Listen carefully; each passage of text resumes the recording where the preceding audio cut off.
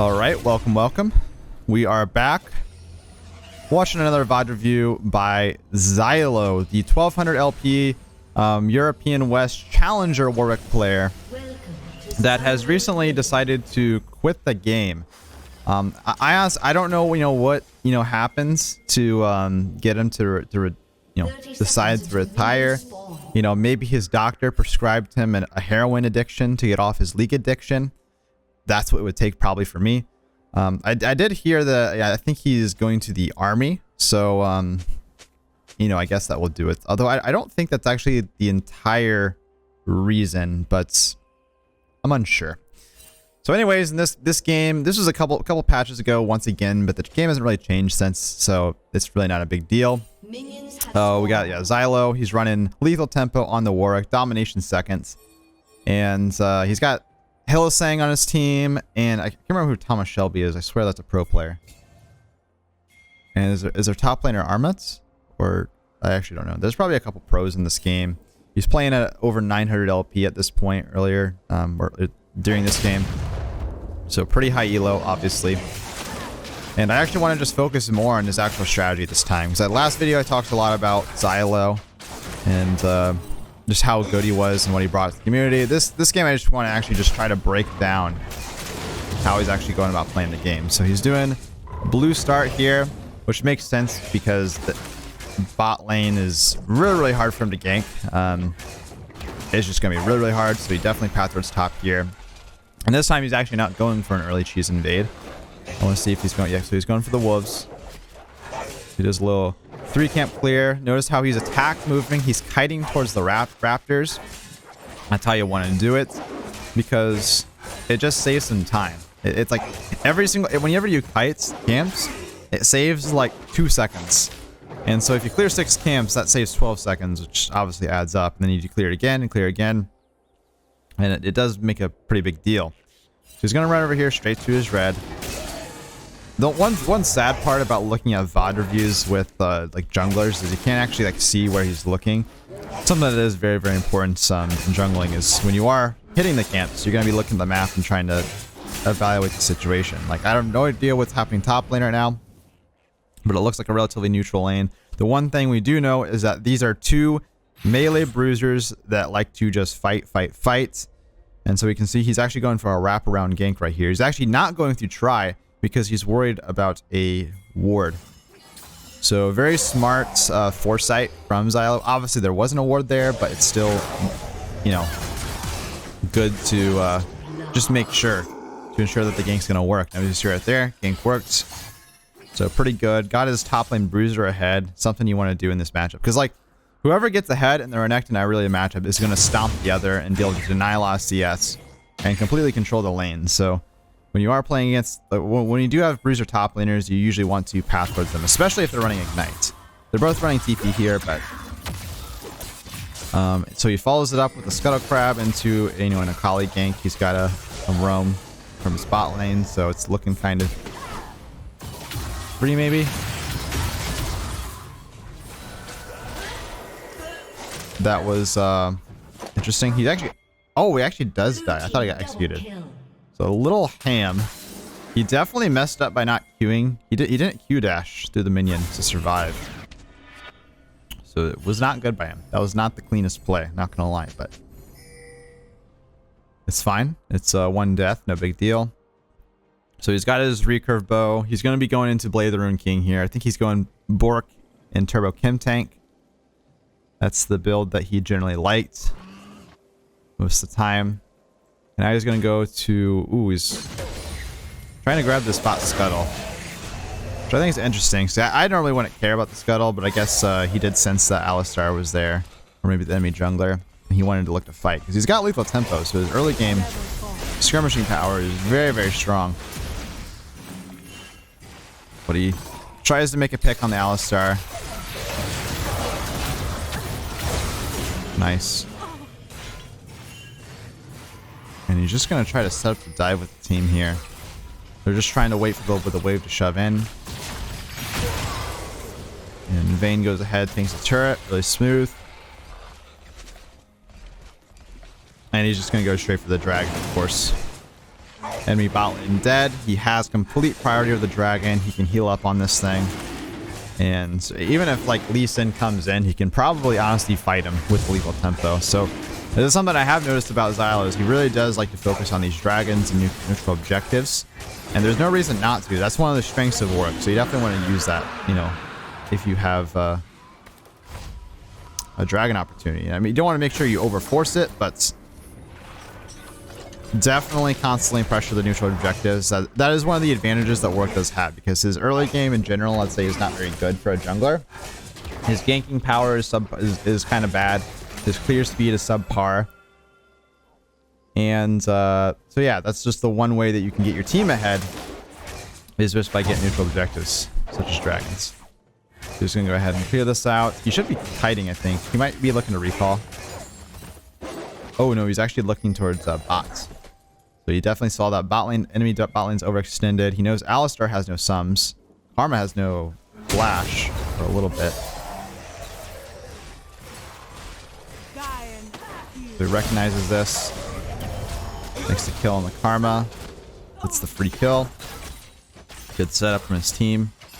Hillsong is a decent player, I've heard. I think he's just going to go grab this blue, and I imagine he's probably going to recall after this. That's my prediction. My prediction here is he's going to recall after the blue buff. I don't see how much gold he has, but he definitely should have enough to pickaxe, right? All right. I feel like you just recall, go to your top side jungle, and then you can get hit level 6 and look to do something. But, ooh, he's not recalling. He's actually going to cover mid lane because Silas recalled. Is he maybe trying to hold a freeze here? No, he's not.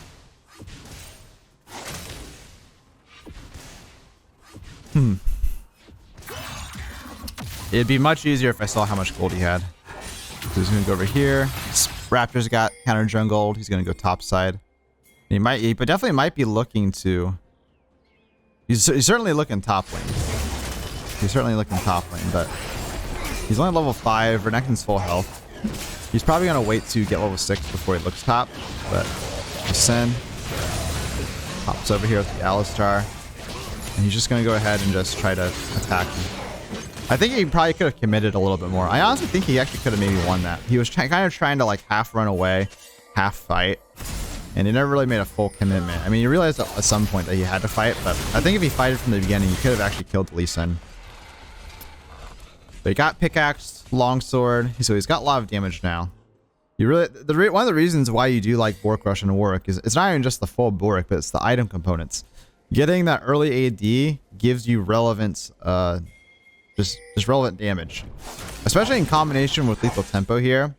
His skirmishing power is gonna be really insane with high attack speed and high base AD. He sees a dive happening mid lane, so he's coming here to try to do something. He's gonna hit level 6 off this. Oh, he needs a kill the Akali. Oh, that's very, very sad. Very, very sad. Damn. If he killed that Akali, he actually would have killed the Lee Sin, because he would have hit level 6 and ulted him. He's very, very far behind in XP. Very, very far behind. He really is trying to make plays with his team, and he's not really focused on trying to get that level 6 power spike.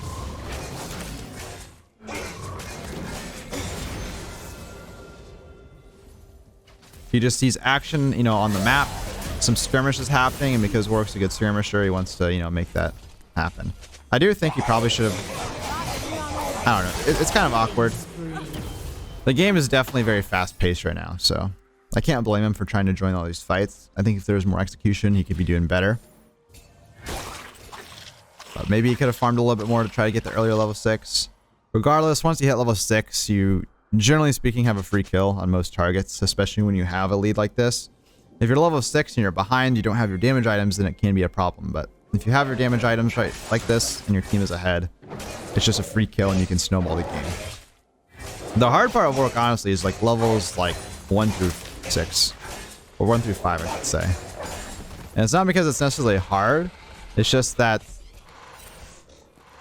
it can be difficult to, or unreliable to expect to get an advantage. But Xylo plays very fast paced, and he tries to take early fights to utilize his dueling power so that he can try to create these advantages for himself. He likes to skirmish. He doesn't necessarily like to, he does like to gank, you know, a decent amount, but the main thing is he really likes to try to find skirmishes and play with his team.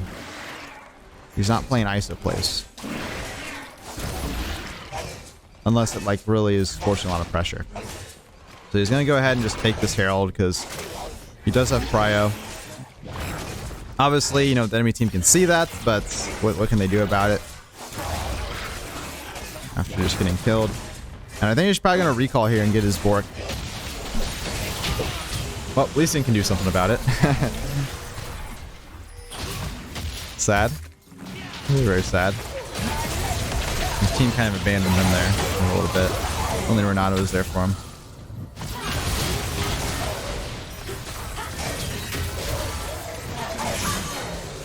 Dies. The enemy team, of course, is also very skirmish heavy, so that's the only reason he's able to lose these fights. It's just the enemy team can kind of match him. But overall, I'd say it's definitely a good spot for Warwick to be in, just because of the comps, really. It's just the enemy comp is really easy for Warwick to deal with as long as he is able to get his early items. And he just got his Bork. He's got a Ruby Crystal, again, going into the Turbo Chemtank. So he's at a power spike now. Now he's really, really looking forward to it. I imagine he's eyeing this dragon like crazy. I don't think he's going for a dive bot. I think he's just looking for this dragon. Yeah, he's looking for this dragon, baby. He's going to actually pull it out. That way Lee Sin can't Q it over the wall. He's got to actually come around. Contest. Yep, that's why you pull it out right there. See the Lee Sin Q. Want to make sure it doesn't connect. Now he's going to go back to his jungle. Take a couple cans. He actually might just take this blue and look bot because it looks like his, again, he likes to play around his team. Although they are backing off the dive, so it must not look too good.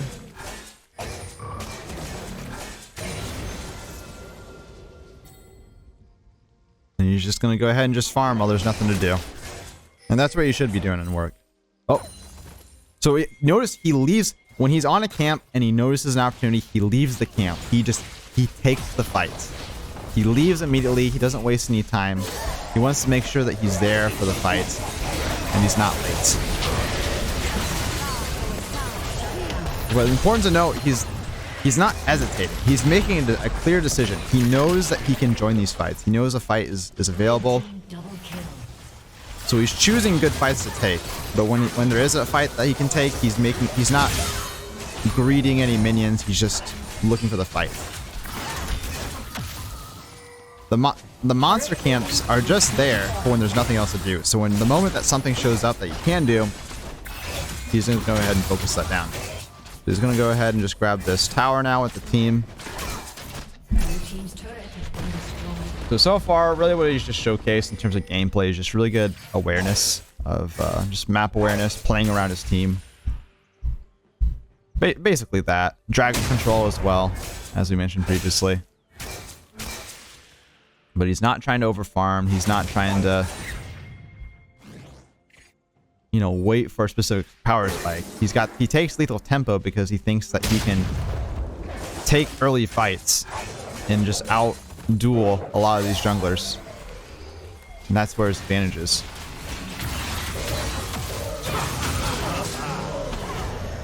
Again, he was on the wolves, dipsets because the fight's breaking out. You can clear out the camp later. Wolf camp is whatever. A one fight matters way more than securing a camp. Way more. You want to make sure that you're there in time.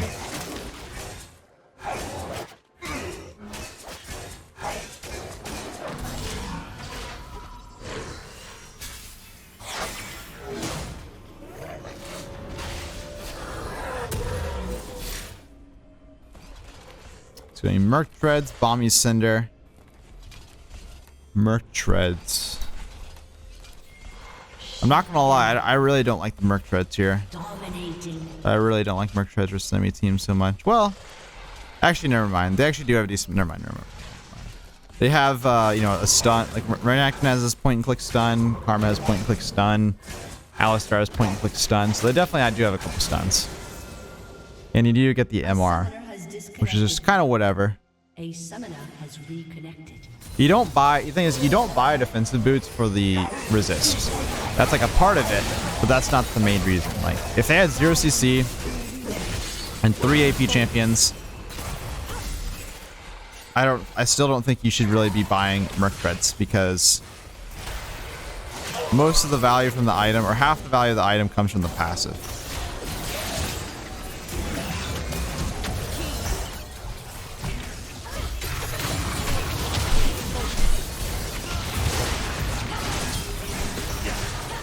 Nice. And yeah, again, how he team fights, he doesn't play to dive too deep. Now given the enemy comp, he really has no one to dive. They have no ADC. They have no like backline carry. They just kind of got a support. So there's that. But it is something that I have noticed about Xylo. He really just plays to make the frontline pick. And he's able to stack up his lethal tempo on the front line. His bulk damage is more valuable on the front line. And then he just plays off that. Kind of opposite of my play style. I play a little bit for the dive, which I think is optimal sometimes, but not as consistent. Xylo likes consistency. I think he really likes to just play with the team and just take the guaranteed advantage. Guarantee the pick. Don't try to make a big play, the big flashy. Oh, we killed the backline carry. Now we just ace them. He's not trying to 5-0 ace. He's trying to make the fight a 5v4.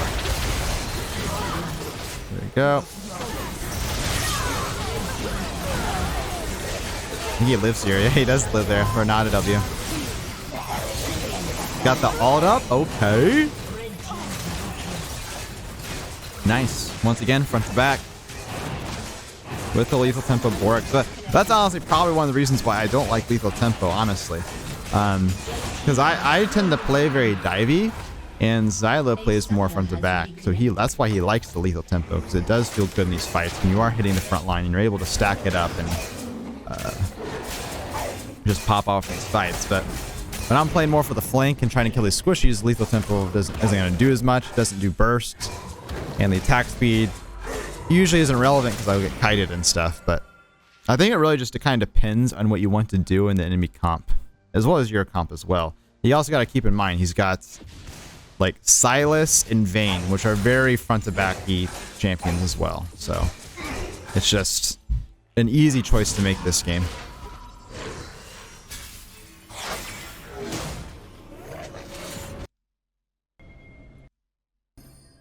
We're just gonna fast forward. Okay. He's got his Chemtank. Oh, so notice he actually how he was clearing this raptor there, those raptors there. He's able to clear the small raptors and 2 turbo Chemtank procs. So he would just Q the big one, deal the AoE damage to all of them, and then he would just run around and stack up the turbo Chemtank. That's very interesting. I actually don't do that, but it does make a lot of sense.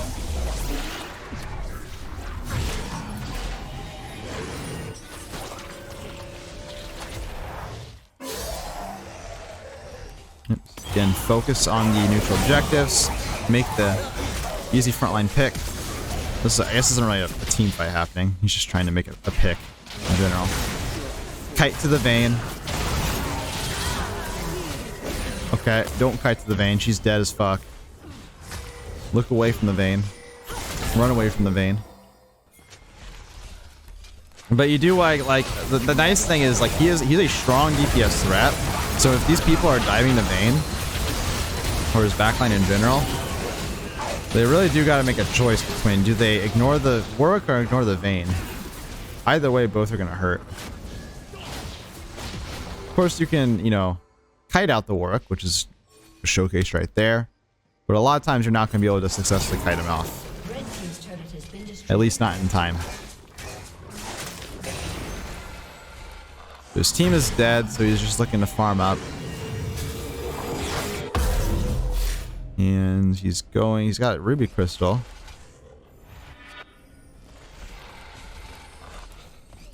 Looks like he's going for Titanic Hydra this game, actually. Well, I think it's just because he is playing very, very front to back. And the AoE cleave damage, not only will he have wave clear in the side lane, which can be very nice, but in these team fights, he's going to be able to deal a lot of splash damage to everyone, which is just going to offer him the most damage overall. While also giving him a reasonable amount of tankiness with the health he gets from Titanic. So I actually like the item choice here. So yeah, watch how he clears Raptors again. Boom. He was pretty fast with the Turbo Chemtank. Easy. Easy, easy, easy.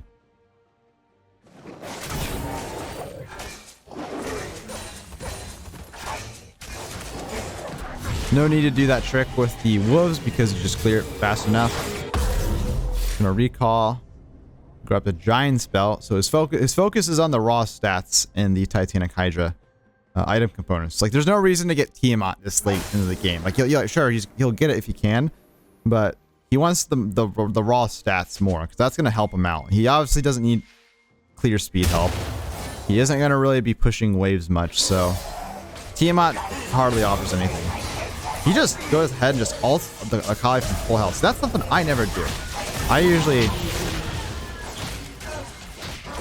like, I will in a squishy. I know it can one shot, but that's interesting. So he's kind of just like,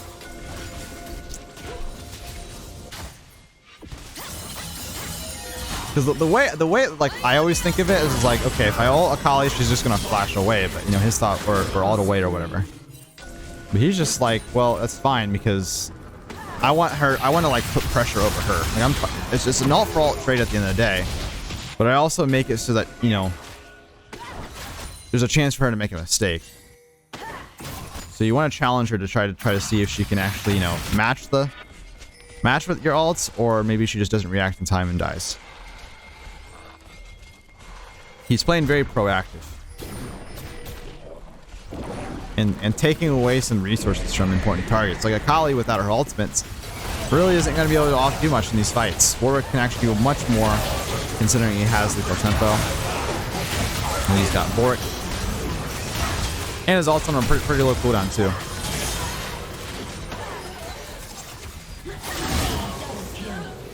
Really good fight by him. Really good fight by him there. Goes along the blood trail. Gets another dragon. Now he's got soul. Jeesh. And he is a fed man.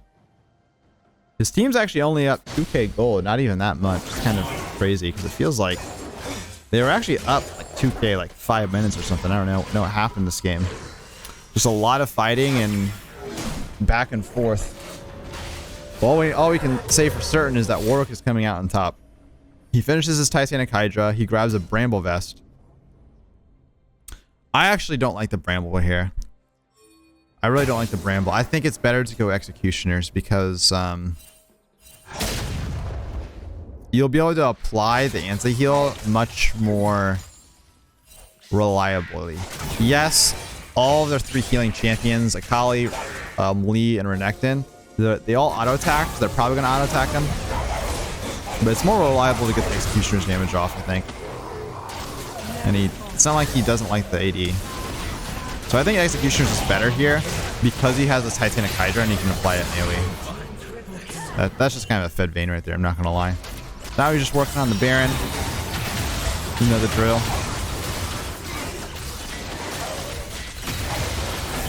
Fed Warwick, fed Vayne. Like, really all he has to do in these fights is just hit the front line. There's no reason to dive at all. Like Karma's not a threat, so he's not like fed or doing anything for the enemy team really. You just hit the front line and the game will kind of play itself at that point. Because even if they do go for the Vayne and do successfully manage to, you know, kill her, Warwick's probably going to kill 1 or 2 people. So I don't really see how the enemy team is actually going to come back from this game now at this point, because they just have too much on their plate. Oh, one of my ults. I think he learned that from me, honestly. Yeah, that's a Parnellyx classic right there. It's not just me though. Every Warwick player's been there. The ultimate looks good, and it's just my rule of thumb is no max range ultimates. That's my rule of thumb. No max range ultimates, unless it's like in the Fog of War. Because if you try to ult for max range, what happens most of the time, enemy just slightly sidesteps it, and you just end up dying because you have no escape at the point. Did they just win? Oh, he didn't really do anything in the last fight, but it's fine. He got his team ahead, and that's the important thing. So, let me know what you guys think if you want to see more Xylo VODs. I'm probably going to do a VOD review of Tote soon. Maybe the Chinese Warwick player as well. So, let me know what you guys think. Peace out. Enjoy. RIP Xylo. I mean, it's not really RIP, I guess. He's not actually dead, but no longer playing the game. Seriously, at least. Peace out.